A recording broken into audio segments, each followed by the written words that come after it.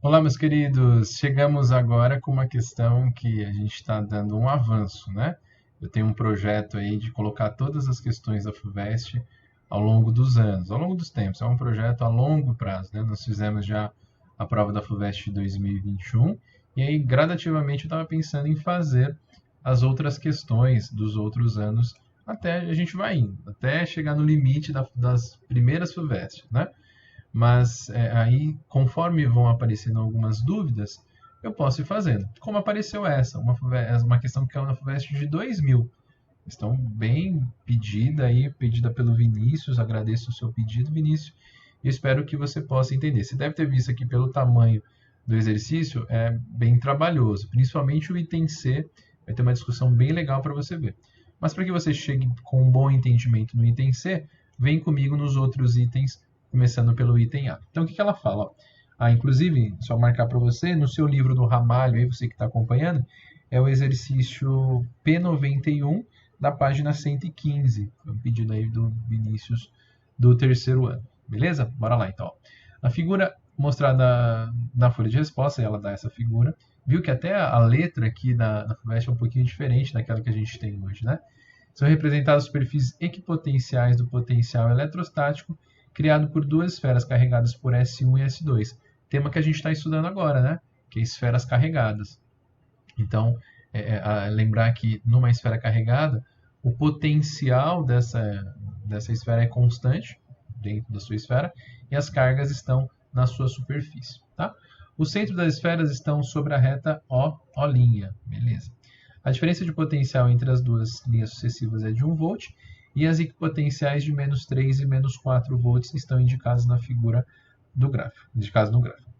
Identifique os sinais das cargas Q1 e Q2 nas esferas S1 e S2. Bom, o que a gente pode ver? Você está vendo que aqui a gente já tem a superfície equipotencial de menos 3, essa aqui de menos 4. Se você seguir essa lógica, aqui é menos 5, menos 6, menos 7. E se nós chegarmos para S1, nós vamos chegar até aqui, ó. Na figura de S1, ela vai ter um potencial de menos 9 volts. Então, se a gente pudesse escrever isso, eu escreveria aqui na esfera S1, o potencial dela, V1, na superfície, é de menos 9 volts. Que bem sobre a superfície dela tem uma superfície potencial de menos 9. Vamos descobrir quanto vale o potencial da esfera S2? Vamos chegar até ela. Então, ó, nós temos aqui menos 4, menos 5, menos 6, menos 7, menos 8. Vamos marcar aqui também, ó. O menos 8, o menos 9, o menos 10, o menos 11. E quando você chega na superfície dela, dá menos 12. Então, o potencial do 2 dá menos 12 volts. Tá bom? Então, essa daí é um potencial que está na superfície da esfera. Lembre-se que numa esfera carregada, a carga elétrica ela fica na superfície. Por isso que para a gente encontrar o cálculo, né, do potencial, a gente lembra que era K módulo de Q sobre o raio. O raio porque a esfera, as cargas ficam na superfície. É a distância do centro da esfera até a superfície é dado por um raio. Bom, mas até aí, nós apenas descobrimos que o potencial deles são menos 9 e menos 12. Tá? O que a gente pode falar? Ó? Veja a relação. Esse valor aqui é uma constante positiva, o K, o valor positivo. E o raio também é um valor positivo. A única coisa, o único variável que pode ser negativa, pode tornar V negativo, é o Q. Como esses dois potenciais aqui são negativos, o valor da minha carga deve ser obrigatoriamente negativo. Então, as esferas, ele pede para que você escreva os sinais, ó, os sinais, o sinal da esfera S1, ele deve ser negativo. Por quê? Porque o potencial na superfície dele é negativo. E a mesma coisa o sinal da esfera S2 também deve ser negativo, uma vez que as duas cargas aqui colocadas, ela também recebe um potencial negativo em sua superfície. Então, quando o potencial é negativo, a carga deve ser negativa. Maravilha. Então, encontramos pelo menos essa primeira a pergunta dele. Porém, o que você precisa aqui descobrir além disso é a relação entre os módulos das cargas. Veja que se eu fizer numa comparação V1 com V2, matematicamente falando, no eixo numérico, né? Esse valor aqui de potencial é maior do que esse. O menos 9 é um número maior do que o número menos 12. Não é? Então, numa comparação de potencial, o potencial de V1 ele é maior do que o potencial de V2, porque o menos 9 é maior que menos 12. Porém, se nós usarmos a mesma lógica aqui da proporcionalidade, né, o Q1 ele é maior do que o Q2. Eles são proporcionais, né? Agora, quando a gente coloca um módulo, a gente elimina esse sinal, né? E ele quer justamente a relação do módulo de Q1 e Q2.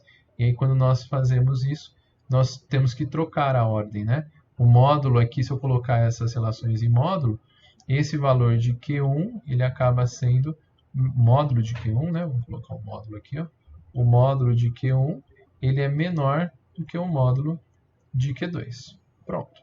Descobri, então, as três coisas que ele estava me perguntando. Os sinais, né? Os sinais da esfera 1 e a esfera 2. E a relação utilizando maior, menor ou igual para o meu Q2. Ok? Então, essa é a resposta do item A. No item B, ele pergunta para que você represente na figura, e eu vou colocar aqui em representação, figura que ele fala? A representação está na figura, representação na figura. E como é que eu vou achar? Do ponto A do vetor. Vejam, vamos colocar aqui de vermelho. Ó. Esse vetor, vou pegar aqui uma reta para a gente fazer. Ó. Esse vetor aqui, ele tem um campo, é uma carga negativa, então o campo elétrico dele é de aproximação. Então, esse vetor está vindo para cá. Esse outro vetor aqui, ele também é uma carga negativa, é um vetor de aproximação aqui para ele. Então, ele vai também ser um vetor nesse sentido, se aproximando da esfera. Aqui, a gente pode encontrar o vetor resultante, o campo elétrico resultante aqui, a partir da regrinha do paralelogramo, ou então usar a soma de vetores para chegar que o meu vetor resultante tem essa direção aqui. Ó. Tá bom? Então, nós temos, vamos chamar aqui esse aqui de E1, o vetor E1, esse aqui é o vetor E2, e o verde aqui, ele vai ser, vamos colocar aqui embaixo, é o vetor E resultante. Você vai ver que no item C ele vai perguntar justamente esse vetor, e aí nós vamos ter um belo de um trabalho. Você vai ver que eu fiquei bem relaxado quanto ao espaço, porque eu vou usar todo o meu espaço na outra resolução do itens C e D, tá bom? Então, aguarda aí que a gente vai continuar a resolução, vou apagar essa primeira parte aqui, porque o exercício é longo, e aí a gente vai dar continuidade. Então, aguarda aí que a gente já vai começar. Para resolver esse item C, a gente precisa de uma figura maior, né? Melhor não, porque é a mesma, mas uma figura maior para ver algumas distâncias. Faço uma discussão com você de que o livro do Ramalho, inclusive a resolução, depois eu vou mandar para vocês verem a resolução, ela faz uma análise de que ela considera entre esses dois pontos, aqui 2 pontos aleatórios, que entre eles está o ponto A, ela diz assim, ó, entre esses dois pontos existe um campo elétrico uniforme, e aí você encontra nesse ponto o valor do campo elétrico. Põe a fórmula do Edu, e em 3 linhas você resolve essa questão. Aí dá aproximadamente 200. Só que eu não acho legal essa solução, porque você aceitaria essa questão? A FUVEST aceitou? Sim. Porém, eu não acho adequado porque a gente falou que só se resolve campo elétrico uniforme, a fórmula do Edu, quando a gente sabe que o campo elétrico ele não muda, o valor dele é constante. E aqui os valores de campo elétrico causados por essas duas cargas estão mudando de acordo com a distância. São cargas, são esferas que têm o seu campo elétrico alterado de acordo com a distância, o inverso ao quadrado, né? Então, por isso que eu vou fazer uma resolução bem maior, bem mais matematizada, mas eu acho que é a mais correta. a gente vai encontrar pequenas variações aí. O valor que a apostila nos dá como 200 é uma estimativa, por isso acertaria sim, mas talvez aí eu vou considerar um valor, eu acredito, um pouco mais preciso. Mas aí é só para demonstrar essa parte matemática que às vezes a gente precisa entender, tá bom?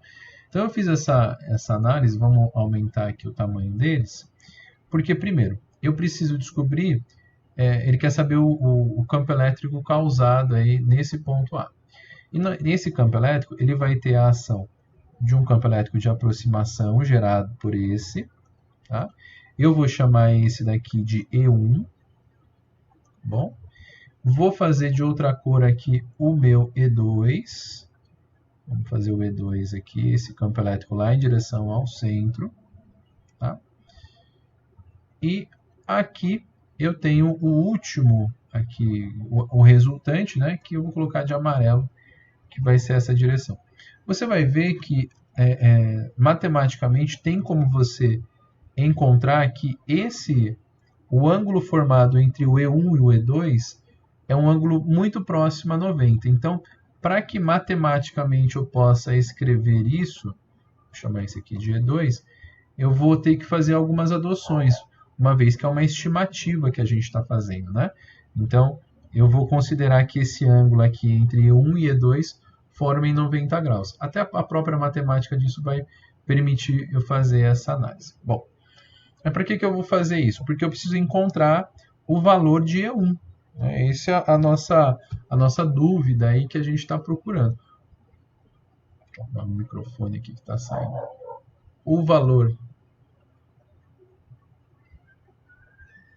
de E1 aqui, ele tem como, a gente pode encontrar como? Como que a gente encontra E1, né? E1 é dado por K vezes o módulo de Q1 sobre D ao quadrado. A gente sabe que é assim que a gente encontra o meu E1. Porém, que eu tenho? Nada, né? Mas eu sei, a única coisa que eu sei é que o potencial em S1 é de menos 9 volts. Isso pode facilitar para a gente. Então, eu vou escrever ele aqui, ó. Vamos escrever essa parte, vou falar que V1, deixa eu trazer ele bem para o cantinho aqui, falar assim que V1 é igual a K vezes o Q1 sobre a distância D, vou chamar de D1, de raio 1, né? Porque o potencial é o potencial de uma esfera. Então, vou chamar do raio 1 aqui dá. Essa esfera, ela tem um potencial de menos 9, e ela tem K vezes o Q1 sobre a distância do raio dessa esfera. E tem como a gente estimar o raio dessa esfera a partir de uma aproximação. O que eu fiz? Ó, eu fiz uma análise que eu peguei essa ponta aqui da esfera, né, no eixo, fiz um traço aqui, e aqui também. Ó, você pode fazer aí no seu livrinho. Você vai ver que se você fizer essa estimativa, a distância aproximada aqui é de 1,2 centímetros. Tá bom? 1,2 centímetros é o valor. Para que eu entenda isso, o valor do raio eu vou considerar como sendo 0,6 vezes 10 a menos 2 metros. Tá? Então, eu estou usando o raio em metros para ter um padrão aqui. E eu descobri que a relação entre K e Q1 ela vai ser de menos 5,4 vezes 10 elevado a menos 2. Por que eu fiz isso? Porque com esse valor eu já posso substituir aqui, ó, com K módulo de Q1. Vamos colocar aqui, ó, a gente já sabe que esse K módulo de Q1, o módulo elimina o sinal, né? Então ele vai ficar como 5,4 vezes 10 elevado a menos 2. Agora falta eu encontrar a distância que existe entre esse ponto e outro. E veja, aqui nós encontramos, se a gente continuasse essa figura, ela vai aqui até o ponto A aproximadamente, né? Quando a gente está fazendo uma estimativa.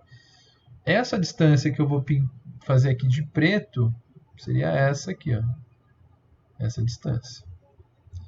E você está vendo que se a gente pudesse fazer um triângulo, né? Vou fazer esse triângulo aqui, ó, onde eu tenho o ponto A, aqui o ponto S, e aqui a indicação que eu tenho como AS1 e A, tá bom? Então vamos colocar aqui o que a gente pode entender. Essa distância, formando aqui com 90 graus, essa distância a gente falou que é 0,6 centímetros. Essa distância aqui do meu eixo 0, 0 até o ponto A, vamos fazer pela mesma lógica. Vamos ver aqui em função da figura que eles nos deu, né? Se você fizer uma aproximação, está entre 1 e 2, eu vou por uma questão de aproximação aqui, eu vou falar que é 1,5, mais ou menos na metade, tá?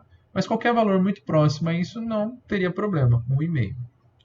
Deixa eu anotar aqui. Então, o que eu descobri, né?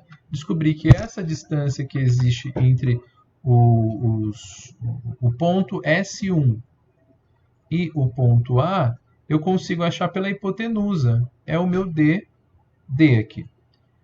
E esse D1, se eu posso chamar, vamos chamar de D1, né? Esse D1 aqui é a hipotenusa desse triângulo. Para a gente achar D1, vou colocar aqui no cantinho, ó, o D1 ao quadrado vai ser o 0,6 ao quadrado mais um 1,5 ao quadrado. E vai ser bom já, não vou nem me preocupar com isso, porque se nós fizermos 0,6 ao quadrado dá 0,36, mais 1,5 dá 2,25, eu vou descobrir que essa distância ao quadrado dá 2,61. Se você quiser fazer a sua continha, tá? Então, essa distância aqui, 2,61, né? Só que isso na base 10 a menos 2. Isso vai se tornar 2,61, 10 a menos 4. Porque eu estou elevando. Esqueci de colocar aqui, mas é 0,6 vezes 10 a menos 2 e 1,5 vezes 10 a menos 2. Quando eu elevo ao quadrado, ele vira 10 a menos 4. Então, olha que beleza que a gente achou. Nós já encontramos direto o valor do d quadrado. 2,61 vezes 10 a menos 4. Quando você faz essa conta, o valor aproximado disso, é uma aproximação, dá 206 newtons por coulomb. Então, eu encontrei quem? Eu achei o valor do campo elétrico E1, aqui indicado para cá. Agora, como é que a gente acha o E2? Né? Mesma lógica. Aí eu vou fazer aqui novamente, agora eu tenho um triângulo aqui, né? Esse triângulo agora, ó, eu vou ter desse ponto para cá e para cá. Ele vai ser um pouquinho mais comprido. Nesse valor que a gente tem, ó, a gente sabe que esse triângulo, tá? Vamos desenhar o triângulo aqui de novo aqui dentro. Esse triângulo aqui, ó, que eu estou fazendo, que é a representação que eu estou buscando aqui, ó. É esse triângulo aqui, onde eu tenho os pontos A aqui em cima e o S2 aqui. Vou usar a mesma lógica que eu fiz para o outro, ó. Eu tenho uma distância de aproximadamente, ó, veja, que daqui até o ponto S2, desse ponto A aqui até o S2, se a gente faz uma aproximação, dá um valor aqui, ó, de aproximadamente, se você fizer essa conta, vai dar de menos 0,8 até mais ou menos 1,7. Eu vou aproximar isso para 2,5. Então, eu vou fazer uma aproximação, tá? Essa aproximação é minha mesmo, de 2,5 vezes 10 a menos 2. Quando você faz a altura dela, continua sendo 1,5. Continua sendo 1,5 aqui. Aí o D2 ao quadrado, a gente vai fazer 1,5, aqui eu não vou esquecer, ao quadrado, mais o 2,5 vezes 10 a menos 2 ao quadrado. Isso vai encontrar que sua distância D ao quadrado, deixa eu pegar minha colinha aqui, vai dar 8,5 vezes 10 a menos 4. Tá? Eu vou até pagar para te justificar o que eu fiz aqui, né? O que eu esqueci de colocar o 10 a menos 2. Então, o D1 ao quadrado vai ser o 0,6 vezes 10 a menos 2 ao quadrado, mais o 1,5 vezes 10 a menos 2 ao quadrado. Por isso que aparece esse 10 a menos 4. E aí, para a gente fazer o E2, ó, esse E2 aqui, como é que a gente vai fazer? A gente tem que pegar o K, módulo de Q2, sobre a distância D2 ao quadrado. Tá bom. Aí tá bom. Aí a gente já sabe os valores. Esse aqui eu já sei, que é 8,5. Mas vamos encontrar quanto vale o meu KQ2. Vamos aqui, ó. De novo, ó. Usando a mesma lógica. Vou apagar isso aqui. O V2 vai ser o KQ2 sobre o raio dessa esfera. Esse potencial da esfera 2, ela vale menos 12. Tá? Se você pegar e fizer o diâmetro dessa esferinha aqui, deixa eu fazer o tamanho com a minha régua. Se eu pegar o diâmetro dessa esfera, ela vai ter aproximadamente aqui, ó, se você fizer, ó, é 1 mais, eu contei aqui para aproximar 1,5. Aqui se eu pegar esse pedacinho e colocar aqui, vai dar mais ou menos a metade, vai dar 1,5 centímetros. Mas aí você, como eu disse, é uma aproximação que a gente está fazendo que de repente você acha 1,4, 1,6 de diâmetro, não tem problema. Mas eu usei aqui como a aproximação um diâmetro de 1,5 centímetros. Isso me dá um raio de 0,75 vezes 10 a menos 2. Ou seja, o meu KQ2, isso dá menos 9 vezes 10 a menos 2. Tá bom. Então vamos substituir aqui, ó. Ele vai ser o K módulo de Q2 vai dar 9 vezes 10 a menos 2, dividido pela distância d ao quadrado, que é a hipotenusa aqui, já pronta para mim, ó. Não é KQ sobre D2 ao quadrado? Então aqui já está lindo, ó. Aqui já está prontinho para mim. Então aqui a substituição disso dá um valor de 8,5 vezes 10 a menos 4, que foi o que a gente achou aqui. Esse valor vai dar aproximadamente 105 newtons por coulomb, tá bom? E aí, uma coisa que você vai poder perceber é que se você fizer aqui, eu vou deixar isso como, porque eu não vou ter espaço para fazer. Você pode ver que se você fizer uma relação trigonométrica entre E1, E2 e essa, aliás, nesse triângulo aqui, você vai ver que nós podemos considerar que esse ângulo aqui vale 90 graus. É uma consideração boa na hora de fazer isso, porque daí isso vai me garantir que o meu E resultante vai ser igual a E1 mais o E2 ao quadrado. Quando os vetores formam 90 graus, a gente resolve por Pitágoras, né? Então, meu E resultante aqui vai ser o valor de E1, que é 206 ao quadrado, aproximadamente, tá? Mais o 105 ao quadrado. Quando você faz isso, você vai ter um E resultante de aproximadamente 231 newtons por coulomb. Essa é a resposta que eu encontrei como uma estimativa.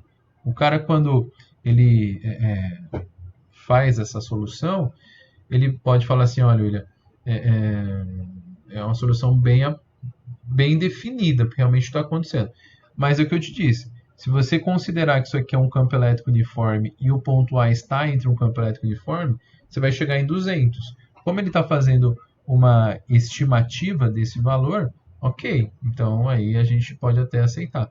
Mas não, eu queria explicar para vocês, porque nas aulas eu sempre bati nessa tecla, né? Que quando só vai ter campo elétrico uniforme quando a gente tiver pontos iguais. Aliás, valores, o vetor é igual, a intensidade, a direção e o sentido é o mesmo. E aqui a gente realmente não tem isso. E aí por isso que ele coloca aquela palavra estimativa no estime, né? E aí, mas aqui eu fiz como literalmente deveria ter sido feito. Beleza? Ainda tem o item D, mas vou pausar porque olha, está bem poluído aqui. E aí eu vou pausar e a gente vai finalizar com o item D. E chegamos no item D, né? Então, depois de tudo, eu apaguei toda aquela parte para ficar menos poluído, né? E aí no item D ele pergunta: se existirem um ou mais pontos em que o campo elétrico seja nulo, demarque com a letra N aproximadamente a região onde isso acontece. Se nenhum ponto for nulo, registre na folha de resposta e nenhum ponto é nulo. Bom, o que nós temos? Nós temos o campo elétrico aqui gerado por duas cargas negativas. Então, deixa eu marcar aqui como item D. Vou marcar aqui, ó, item D. Não marquei no outro, mas o outro é como aquele monstrenho que a gente acabou de fazer, todo o item C, né? Mas o que nós fazemos? Nós temos duas carguinhas negativas, uma carguinha aqui e a outra carguinha aqui, todas as duas, né? Todas não, são só duas. As duas interligadas por um eixo O', né? Acho que poderia até fazer mais bem definida essa bolinha aqui. Vamos fazer com uma reta não dá, né? Vou fazer ela aqui bem bonitinha. Duas carguinhas negativas aqui, duas esferas negativas. E aí nós temos um eixo aí entre elas. E aí fica muito fácil, nós podemos imaginar onde existe um campo elétrico negativo, campo elétrico nulo, que é a pergunta dele. Nessa condição, nenhum ponto fora dessa linha pode condizer de ser um campo elétrico nulo. Por quê? Porque se eu pegar, por exemplo, um ponto aleatório aqui, ó, dentro dessa reta, ela vai encontrar um valor de aproximação para ele, esse valor aqui de aproximação, para a esfera S1, enquanto a outra vai ter um valor de aproximação para a esfera S2. O que tem que acontecer aqui para que isso seja nulo? O campo elétrico aí do 1 tem que ser igual ao campo elétrico do 2, em um mesmo eixo. Como o eixo que liga as duas esferas é esse O', então em algum ponto ali nesse intervalo entre as duas esferas a gente vai encontrar qual é o valor, qual é a posição. O que você tem que ficar atento, né? Então, se existirem mais, seja nulo, demarque com a letra N aproximadamente a região. O que poderia estar errado se você marcasse um ponto? Como a carga de Q1, ela é, aqui a gente fala o módulo da carga, né? O módulo da carga de Q1 é menor do que o módulo da carga de Q2, isso a gente viu lá no item A, né? Por que a gente tem esses valores? Eu tenho que obrigatoriamente ter uma distância menor de D1 comparada com a distância, né? Em módulo não, né? Não tem módulo de distância. Na comparação de D1, ela tem que estar mais próxima da esfera 1 do que da esfera 2, para que haja o equilíbrio. A gente não sabe que campo elétrico é K vezes o Q sobre D ao quadrado. Então, obrigatoriamente, para que haja um equilíbrio, o K é constante. Se o Q aqui é pequeno, a distância tem que ser pequena. Se o Q é grande, a distância também tem que ser grande. Então, qual a obrigatoriedade que eu tenho que fazer? Eu tenho que estar numa região mais próxima do S1 dentro dessa reta que liga do eixo O' aqui. Então, eu marcaria o ponto N, justificando a partir dessas relações, a distância de D1 tem que ser menor do que a distância de D2, então ele é levemente deslocado para a esquerda mais próxima de S1. E é isso, e aí a gente fechou esses exercícios, deu trabalho, né? Mas eu acho que fica bem explicado cada um dos passos. Se você ainda continua com alguma dúvida, alguma passagem, deixa sua mensagem aqui no chat para eu poder te ajudar. Espero ter ajudado a solução desse exercício bem interessante aí que caiu na FUVEST de 2000. Isso aí, gente. Valeu. Obrigado.